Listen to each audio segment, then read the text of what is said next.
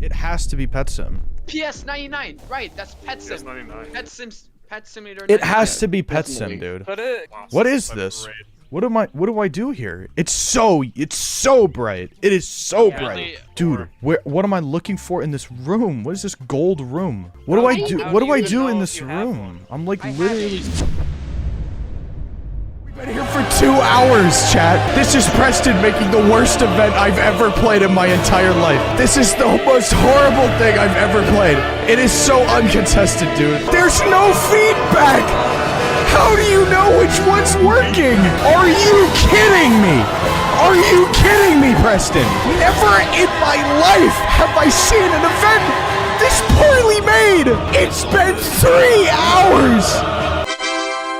Almost exactly 1 year ago, Roblox began their newest batch of platform-wide events with The Hunt First Edition. From around 2018 up until The Hunt released, players had been begging Roblox to bring back platform-wide events that weren't sponsored garbage. And while it took a while, they actually listened. Kind of. To say that The Hunt First Edition had a mixed reception is an understatement. This was the first time since Egg Hunt 2020 that Roblox had used this format for events, the format in question being dev hunts. And let's just say that Egg Hunt 2020 was, well, not well received. The Hunt First Edition had 100 games, each with a single challenge that you must complete in order to earn the token from that game. This proved to be extremely overwhelming, not only for the developers who had to rush out a quick and easy challenge, but for players as well, because 100 games is a lot of games. However, the Hunt First Edition was an overall success and had been received better than Egg Hunt 2020. So Roblox cracked their knuckles and decided to replicate the exact same format 4 more times in the same year. The Classic, the Games, the Haunt, and the Winter Spotlight all featured this dev hunt format, and each one was received differently on a scale from horrible garbage to actually interesting and fun event. If I had to pick a personal favorite out of these events, I would probably have to go with the Classic, not just because the aesthetic was on point, but because the balance between the number of games and number of objectives was decent. Despite future dev hunts like the Haunt being complete train wrecks and not even using the dev hunt mechanic, Roblox stuck to this format, and by God, were they going to perfect it. Which brings us to the Hunt Mega Edition. And I can confidently say with 100% certainty that this is the single most insane Roblox event ever put on. More insane than Ready Player One, and definitely more insane than Egg Hunt 2018. First of all, 25 games sits in that sweet spot between the scale of the Classic and the scale of the games. 25 games means 25 tokens, plus 1 you get for free at the start of the event. However, this is where the Hunt Mega Edition breaks away from the traditional dev hunt formula and actually creates something completely unique. While they could have chosen the easy route, phoning it in like they had so many times before, Roblox instead decided to pull a complete 180 and introduce a brand new layer of complexity to the hunt: mega tokens. On top of each of the 25 games having a regular token to complete, every game also had hidden mega tokens that were obtained by doing a myriad of different secret challenges. And unlike the regular tokens, the mega tokens had to be completed in a specific order, moving from game to game, finding each one to unlock the next. And let me tell you, those mega tokens were brutal to figure out. Take my hand. Many of which taking several hours to collect. I'll go over some high and low lights when it comes to mega tokens later in this video, but for now, just know that this is the mechanic that made the Hunt Mega Edition so cool. Oh, and did I forget to mention that the grand prize for first place is $1 million? That's right, as of writing this video, the 10 people who completed the hunt the fastest are going to be flown out to Roblox headquarters to duke it out for $1 million.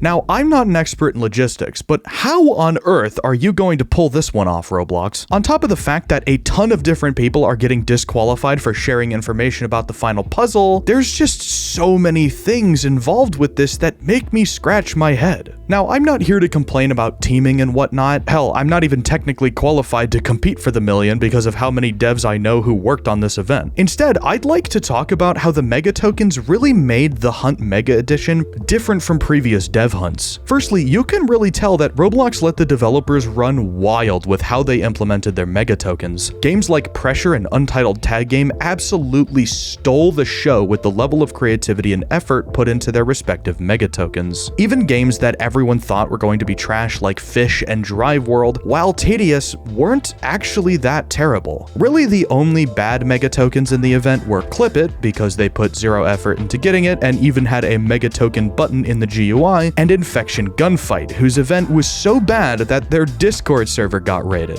Oh, and don't even get me started on Pet Simulator. The Mega Edition was split into 5 different stages, each with 3, 4, 5, 6, and 7 mega tokens to collect respectively. I really like this format. It gives you a real sense of progression when you find a new mega token. Each zone was locked behind a puzzle that you had to complete, in which the difficulty dropped from expert to easy after several hours, and while I genuinely hate block sliding puzzles with my entire being, I would be lying if I said it wasn't satisfying to solve them. On top of that, if you were fast enough, you were able to get into the next zone early, which means you got to see the hints for the next batch of mega tokens early.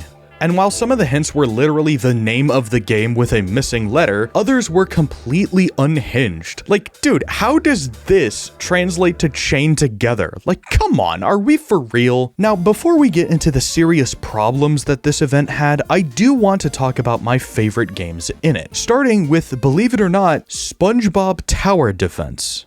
Being the first mega token in the event should have been a clear sign to whatever corporation that made SpongeBob Tower Defense that their event should be decently simple to complete, an introduction of sorts to the average difficulty of a mega token quest. But no, this was hard, dude. And look, maybe it's because I don't play tower defense games, but I was genuinely taken aback, to say the least, when a Roblox event actually proved to be, wait a minute, difficult? The second huge highlight for me, and basically everyone else who did the mega tokens, was Untitled Tag Game, another game that I've literally played once and never again. They went completely insane with their mega token, hiding it in a literal story mode with stealth mechanics and button puzzles. I genuinely don't think another game did as much as UTG when it came to their mega token. What makes this event even more hilarious is the fact that the regular token was so boring, only requiring you to save up 350 in-game dollars to buy it. That was the whole token. And then you do the mega token and it's just like, oh, sheesh, kicked him into a black hole. Oh, now we gotta escape. Can I do it? Yes. Oh my god. Are we not done? Oh my god, we're not done. The buildings are collapsing. Dude, my internet just got Jeff the kill. Yes. Dude. Oh my god. Purifier. Purifier. That was so cool. I gotta say, I don't think anything can really top just how polished and creative UTG's mega token was.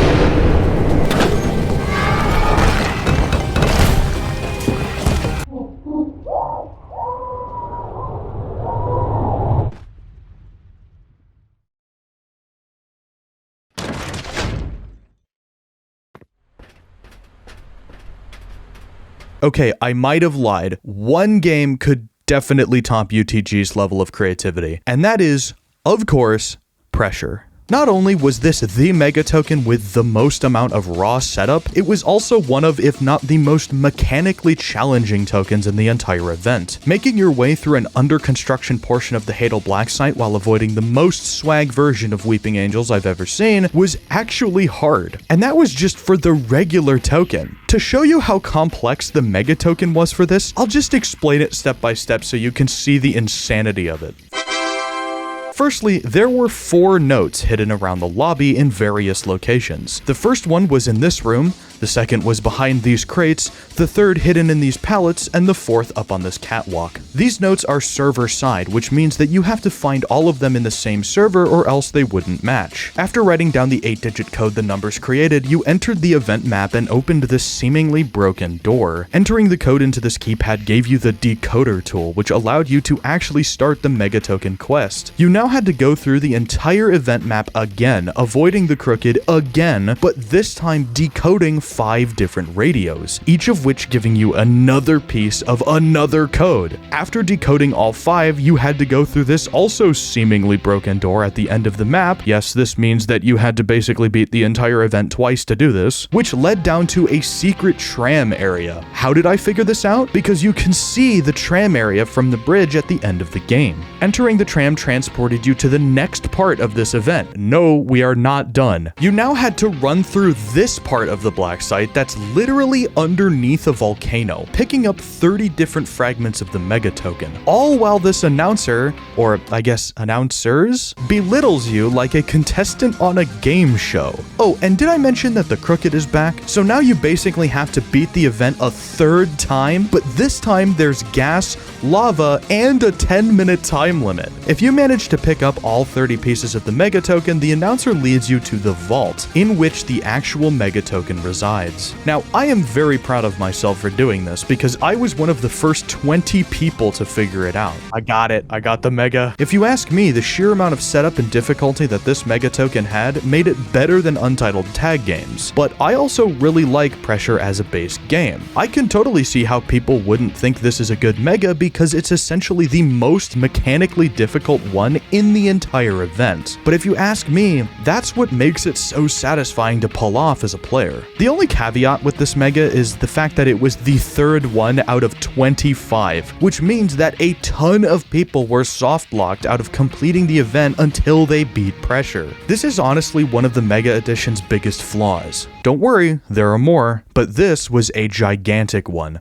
Forcing the mega tokens to be obtained in order made completing some of them a genuine nightmare. If there was a really bad mega token that you really didn't want to get, like Pet Simulator 99, you were basically forced to suffer through it or wait until someone else figured it out for you. This slowed down the pace of the entire event and made a lot of people, myself included, very upset. And speaking of Pet Simulator 99, that was easily the worst mega token in the entire event, not because it was particularly difficult, but because it shows that Preston cannot make a good video game. Typing a code into wall tiles is literally the most FNAF 3 puzzle I have ever seen. FNAF 3's wall tile puzzle was already stupid enough, going down in infamy as one of the dumbest puzzles ever made in an indie game. And that one actually gave you visible feedback when you typed the code in. Pet Simulator 99 had absolutely zero feedback for the entire puzzle. You were just clicking on parts of the wall, hoping that they did something, only to realize that you then had to walk around the entire event map and click on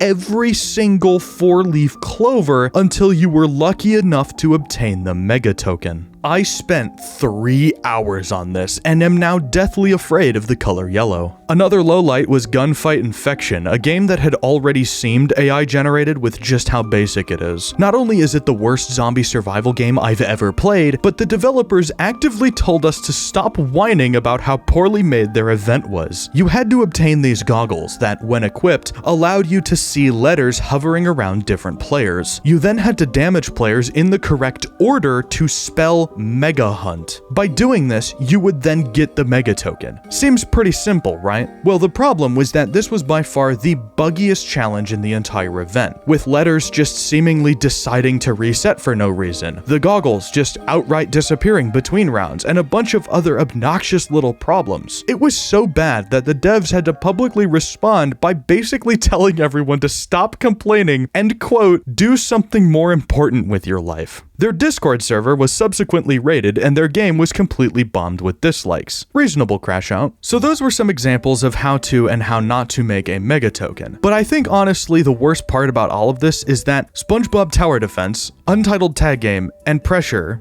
The 3 ones that I liked the most were the first 3 tokens. So Roblox really front-loaded this event with the best mega tokens and then left the most abysmal ones for the very end. Nice going, Roblox. But I think what's the most scary about this event is the fact that there's $1 million grand prize. We all saw what happened with Roku in 2018 with the Dominus Venari, and that's just a unique hat. I think, to put it bluntly, this is how Roblox events should be done. The energy surrounding the hunt was at an all-time high, and I don't think I've ever seen more people actually want to finish an event than I have during the Hunt Mega Edition. Obviously, there were some huge misses, but that's more because of poor game choice. Some games really tried to make an effort to implement good mega token quests, and I would say that there were actually more hits than misses. But the misses that did exist were almost enough to ruin the entire event for me. So I hope that Roblox continues to improve upon this formula further, because I actually had a lot of fun playing the hunt. So thanks for watching, and I'll see you all next time.